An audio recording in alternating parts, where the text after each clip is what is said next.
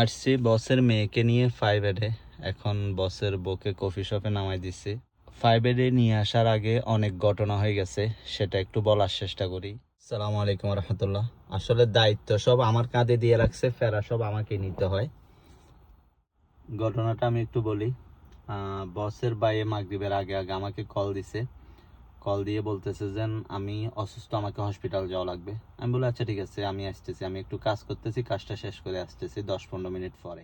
এরপরে যখন মাগরিবের আজান শেষ, নামাজও শেষ, তখন বসের বউ আমাকে কল দিছে, বলতেছে যে আসো, মেয়ের 5 আছে, মেয়েকে 5 নিয়ে যাওয়া লাগবে। তো আমি বললাম যে এরকম, ওর নাম ধরে, শেখ সাহেবের নাম ধরে বলতেছে ও তো অসুস্থ, ওকে হসপিটাল নিয়ে যাওয়া লাগবে। বলতেছে হসপিটাল থেকে ওর 5 জরুরি, ওকে 5 নিয়ে যাওয়া লাগবে, ওর পরীক্ষা চলতেছে, 5 না গেলে হবে না।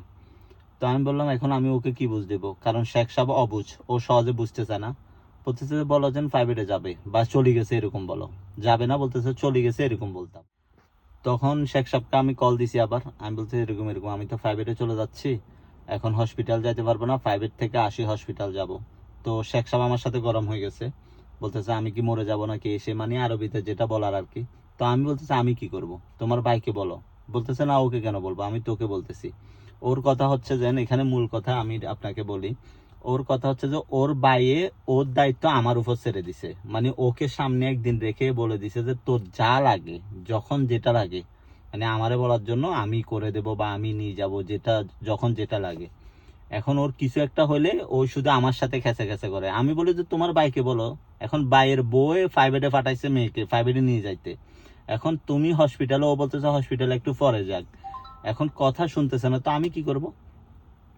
পরে মানে অনেকক্ষণ কথাবার্তা বলার পরে এখন ওর বাইরে আমি কল দিছি আর ফোন উঠে নেই, SMS একটা দিছি, এখনো কোনো ফোন উঠে নেই। শেখ সাহেব আমাকে এর মধ্যে 3-4 বার কল দিয়ে ফেলছে। দেখেন দায়িত্ব একটা কাঁধের উপর দিয়ে দিছে, মানে ফেরা। ওদের গড় একটা হচ্ছে যে ওর বাবি, আর একটা হচ্ছে যে দেবর। ও না হলে তোর বাইকে বল, কিছু একটা কর, আমার সাথে খেসে খেসে করে কোনো লাভ আছে? খেসার খেসার মানে এই না যে আমাকে মানে অন্য খারাপ ভাবে খেসার খেসার করতেছে না, মানে আমাকে, আমার উপর দায়িত্ব, সো আমাকেই মানে বলতেছে না আয় তুই নিয়ে যা, তুই ওইখানে না গেলেই তো হইতো, মানে সবকিছু আমার উপর ছেড়ে দিছে।